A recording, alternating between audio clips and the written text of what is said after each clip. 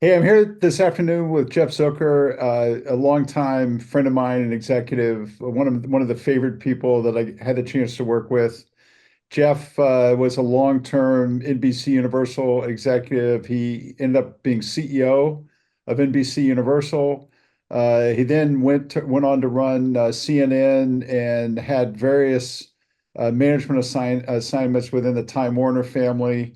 He's now with RedBird Capital, kind of a very substantial private equity firm that really does a lot of investing in entertainment and sports and things like that. So, hey Jeff, it's great to be with you, and I have such great affection, and it's always great to see your face. So thanks for joining us today.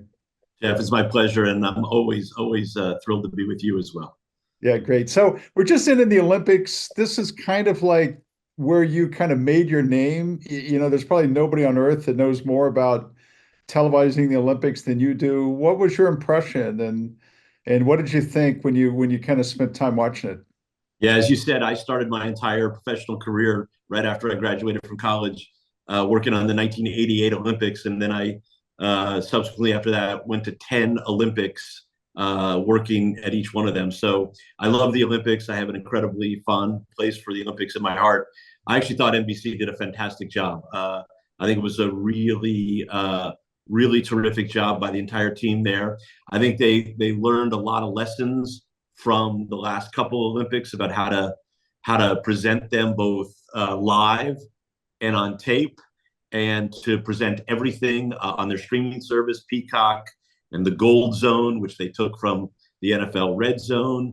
I think the Olympics are an incredibly unique event in both television and in sports. It's both athletics and entertainment, and I think NBC really got the mix right, and they did a superb job. I think they did as good a job as anybody's done on any Yeah. Olympic. Yeah, no, I agree, Jeff. So if you had been sitting in your office and somebody come in and said, "Hey, boss man, what we want to do is make Snoop Dogg after the events," would you have thrown him out, or would you have said, "Hey, great thinking"? Yeah, no, it probably would have been 30 seconds, and then they would have gotten thrown out. No, but look, I mean, listen, this is where things sometimes you just can't expect. It's where NBC deserves a lot of credit for taking that chance and thinking outside of the box, and I think it shows that the Olympics are more than just sports, and that Yeah, they didn't take NBC didn't take themselves too seriously. It wasn't just a trip to the church of the Olympics. It was understanding that it is great sports, but it's also great entertainment. And kudos to them for realizing that Snoop could become just the hit of the games. yeah, no, I totally agree. Well, just pivot a little bit, Jeff, to talk about sports in general. I mean, we could talk for hours about the shifting media landscape, but you look at the sports rights almost across the board. Like, what does that mean? Like when you look at it both from a business standpoint and from an investing standpoint, what does it say about sports and media today? Well, I mean, sports is really the only thing that's holding up traditional media. And so, without the traditional sports leagues, the traditional media companies like NBC and ABC and CBS and Fox would really go away. It's really the only thing propping them up at this point. So the reality is that they're in a tough position. They can't afford some of these sports, but they can't afford not to have them. And so it's great for the leagues. And without them, the traditional media companies go away. And the new entrants, the tech companies, are going to continue to drive the sports rights up, because eventually they'll migrate. They're starting to migrate. The NBA just made a deal with the NBA, for instance. There are NFL games now on Netflix, and the NFL obviously on Thursday night on Amazon. So they're driving the prices up as well, and eventually the traditional media companies won't be able to afford it. But it's great for the leagues and great for the players. And the traditional media companies have no choice but to pay those rights fees, and eventually the tech companies will supplant them, because for them, entertainment and sports is just a loss leader that moves their other products. And so how would you, how do you see like a battlefield that has Paramount on one side and Amazon on the other? Like it's just like not fair. Is there just going to be a wave of consolidation, or is there any safe place when you think about like mega tech and the role in media? Well, look, I mean, it is unfair on one level, but that's the way the world works. The No. reality is that the tech companies use whether it's sports or entertainment programming to move their other products, and so this is just a small marketing cost for them, really, at the end of the day, and it's really you can't see how the traditional media companies over the next decade are going to be able to keep up with that. It's going to be really, really tough. And it's going to be hard to compete with Netflix, which has won, and Amazon and Apple, and so it's a very tough putt, as it were, for the traditional media companies when it comes to keeping up with the tech companies. Yeah, yeah. If you were back in your old seat, how would you be thinking about artificial intelligence? And is it kind of is it a good thing, a bad thing, somewhere in between? Well, How do you look at I'm it? not sure we know. I'm not sure we know the exact answer to that yet, right? But look, there's no question that I would be trying to utilize artificial intelligence in many ways, and there's no question it can help with the cost basis and replace some of the things that are in the chain.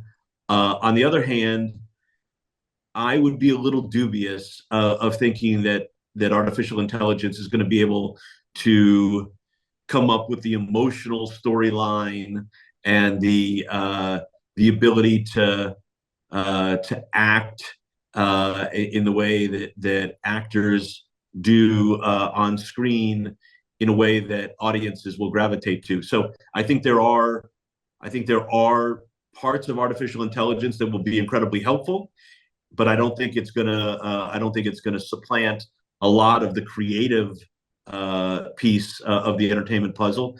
And the reality is, look, I think it's okay to say we don't know for sure either, Right, right. and it's just going to have to play out over time. Yeah, yeah. Jeff, I was talking to a CEO both of us know, and I was talking about you, and I said, Jeff Zucker did Sunday Night Football, the Olympics, Despicable Me, the Harry Potter franchise, Hulu. I was going through like 10 things that you were either the founder, the originator, or convinced corporate stiffs like me to invest in. Right. How did you like what is it that helped you see things before other people did and weighed in on something like Hulu or Harry Potter or something like that? So, I mean, it wasn't always easy to convince you corporates that, I mean, people, Exactly. Yeah. no, I tease. Look, I mean, I think that one of the things that I always relied on was my gut, and just, go with your gut, and and just program for what I liked and what I wanted to do, because I don't think people are that different. And I always felt that if I liked it, others would like it. And I just think it's a big thing about trusting your gut and believing in yourself. And listen, we don't get everything right, but hopefully you get more right than not. It's a 300 baseball hitter that ends up in the Hall of Fame, right? So Mhm. hopefully you have a better record in business than that. But you're not going to get everything right. But I'm just as a huge believer in trusting my gut and believing and having confidence in what I liked, and believing that others would like it as well. And I think that and also understanding what was going to move the needle. It was clear that things like the Olympics or Sunday Night Football were important, and I always also felt, yes, there were times where it might have looked at that time while we were paying too much, and when we came to you or others, yes, it was asking for a lot, but it's been proven time and time again, it's always going to cost more later. And Yeah. so I think if you take that step early on, more often than not, it's going to pay off. Yeah. Yeah. Uh, yeah, no, I remember like listening to you on Harry Potter and just saying, you got to be shitting me. We're going to pay that Exactly. much Well, for the look, I rights to mean, Harry Potter, yeah. know? Well, And look, I mean, at the theme parks, that's a big capital expense. There's no yeah, question, and that intellectual property costs a lot of money. yeah, But on the other hand, it's the thing that has really sustained NBC Universal. You know, when they didn't even fully appreciate what they had when they yeah. bought it, and today it's the thing that's really propelling that company. No, no, it's so true. And I, do you ever have second thoughts about Hulu? Because I tell my students like Hulu, we were on the playing field with Hulu with a better team long before Netflix, right? But it was just complicated Oh, for us, you know? oh, Yeah. oh, Jeff. Okay, first of all, on Hulu, and I have this vivid memory of calling you from the Fox lot because we did it in partnership with Fox, and I Right. have this vivid memory of calling you in April of 2007 and saying we were doing this. And first of all, I want to say that the single biggest mistake I ever made in my professional career was not taking a 1% finder's fee on Hulu. Because if I had done that, I wouldn't be sitting here talking to you. And Exactly. secondly, and secondly, I do think that Hulu should have been Netflix, Yeah. and it was there before everything. And as you'll recall, the reason that we wanted to start Hulu was that this little thing starting at the time called YouTube was stealing all of our clips from Saturday Night Live and monetizing them, and we were losing out on that. And Yeah. so that's really where the idea for Hulu was born. And initially everybody called it Clown Co because they thought we were out of our minds and they Yeah. thought we were clowns for doing it. And the reality is we were there with good technology before anybody, and it should have been Netflix. But after Peter Chernin left Fox and after I Yeah. left Yeah. NBC, there was a lot of infighting among the teams, and it's hard to do a joint venture. We had kept everybody on the reservation. It should have been Netflix. It's still incredibly successful. It's No, probably no, I worth agree. somewhere today between 30 and $35 billion, which is crazy, which is why I still kick myself about that finder's fee.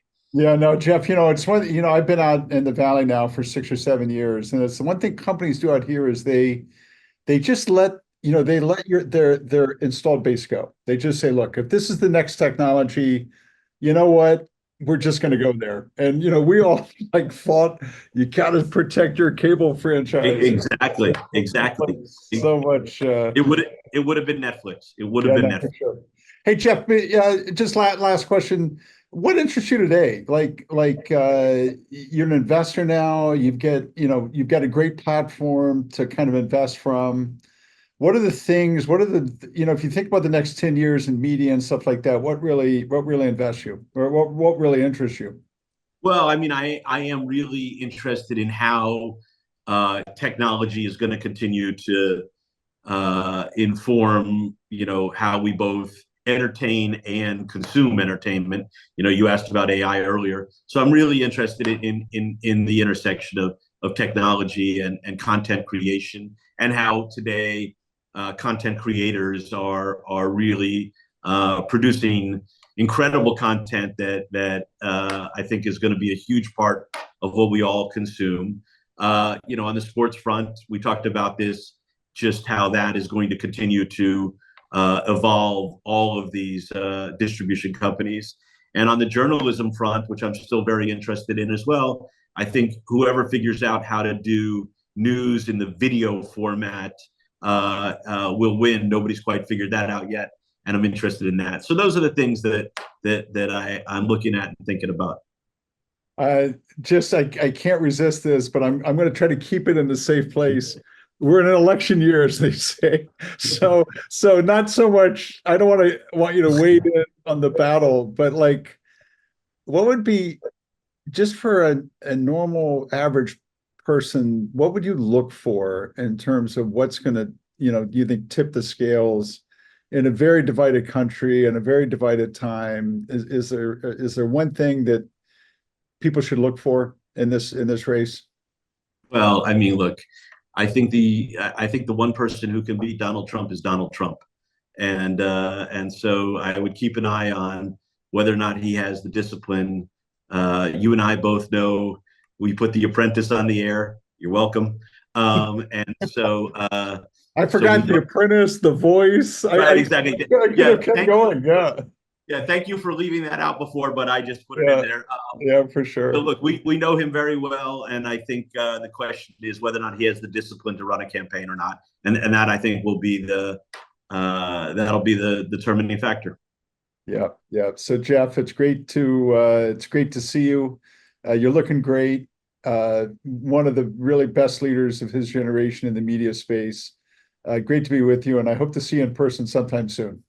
Jeff, I really hope so, and I'll use this opportunity to say again, one of the highlights of my entire career was working for you and with you, and I'm always really thrilled to see you. Yeah, me too, Jeff. Thanks again. Take care, Jeff.